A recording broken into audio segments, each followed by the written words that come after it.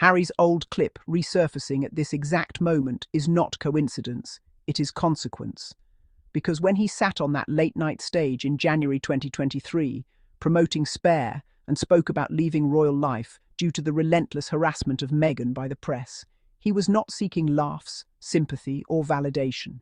He was stating a truth that Britain has spent decades refusing to fully confront. And the uneasy laughter that followed his comparison of Meghan's experience to Princess Diana's was not because it was funny, it was because it was familiar and uncomfortable. Because deep down everyone knew what he was saying was dangerously close to the truth. And now, in 2025, with reports of stalker threats, official correspondence to government authorities, and sources suggesting that the reinstatement of taxpayer-funded armed protection is becoming inevitable, that clip no longer feels like a publicity moment. It feels like a warning that was ignored, minimized, and mocked until reality forced itself back into the conversation. And what is most disturbing is not that Harry was right, but that so many people are still determined to punish him for being right, rather than examine why it took real danger for his concerns to be taken seriously. The tabloids want to frame this story as entitlement, as a spoiled prince demanding privileges after criticizing the institution that raised him. But that framing collapses the moment you remember that Harry did not manufacture his level of risk. He inherited it. He was born into a family that made him one of the most recognizable people on earth. He grew up under constant protection because the state itself acknowledged that his visibility came with danger, and that danger did not evaporate when he stepped away from royal duties. It intensified, because leaving the system removed the buffer that once absorbed some of the hostility, while leaving the obsession intact. And yet the press continues to pretend that security is a reward rather than a responsibility, as if physical safety should be conditional on obedience, silence, and compliance. When Harry spoke about Meghan being hounded in ways that mirrored his mother's experience, critics accused him of exploiting Diana's memory. But what they refuse to acknowledge is that trauma does not belong to the public. It belongs to those who lived it, and Harry lived it twice. Once as a child watching the world devour his mother, and again as a husband watching the same machinery turn its teeth on his wife.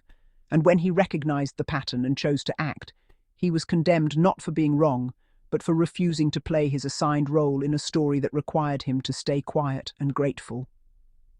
Now that stalker threats have entered the picture, suddenly the conversation shifts, not toward accountability, but toward resentment, with voices asking whether taxpayers should foot the bill, whether Harry deserves protection after airing grievances, whether Meghan should simply stay away from the UK to avoid backlash.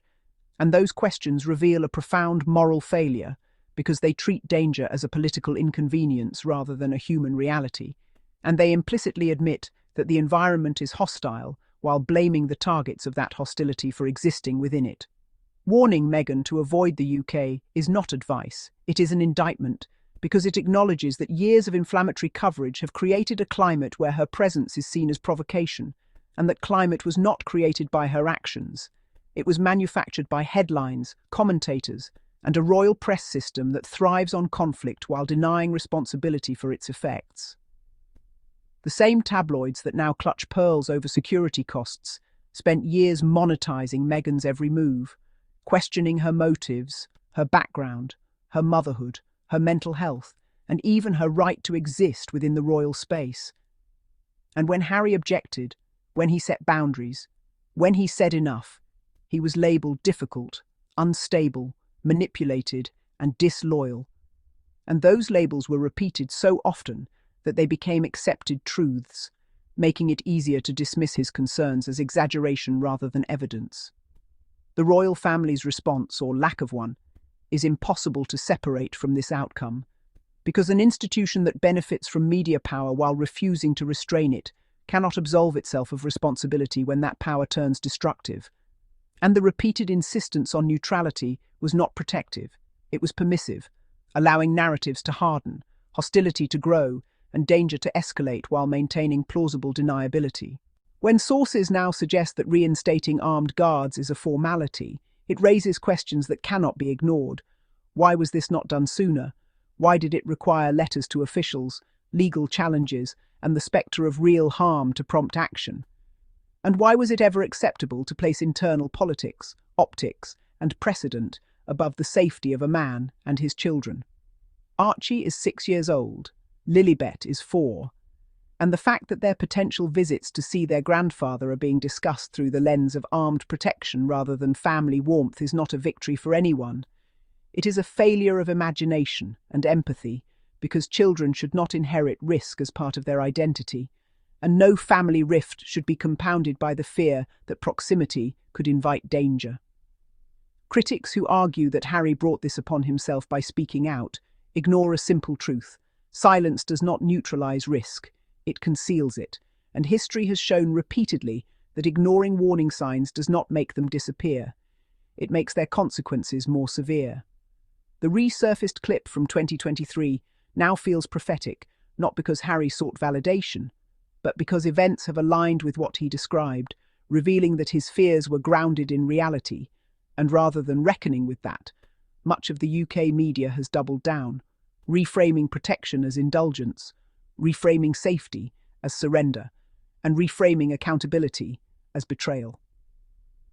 This is not journalism, it is narrative management, designed to protect institutions rather than people, and it relies on the public forgetting how often the press has been wrong, how often it has minimized harm until tragedy forced reflection, and how rarely it has faced meaningful consequences for its role in creating toxic environments.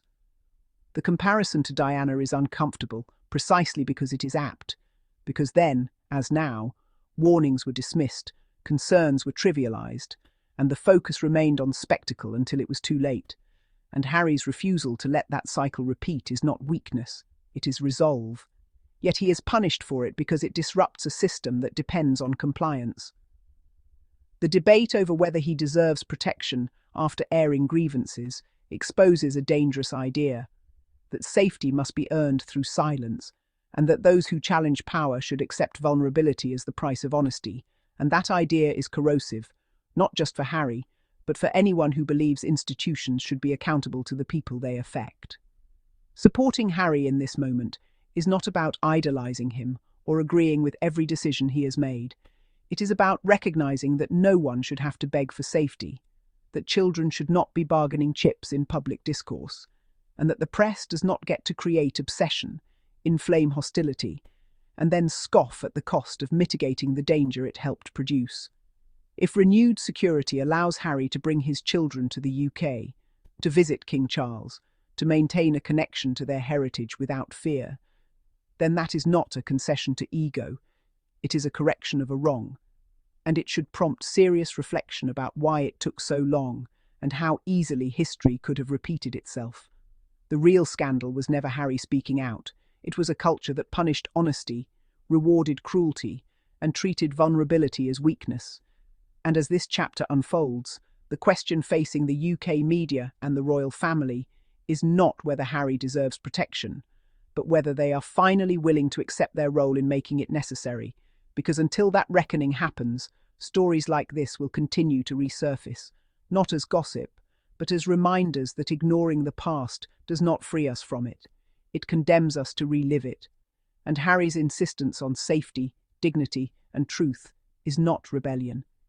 It is responsibilities.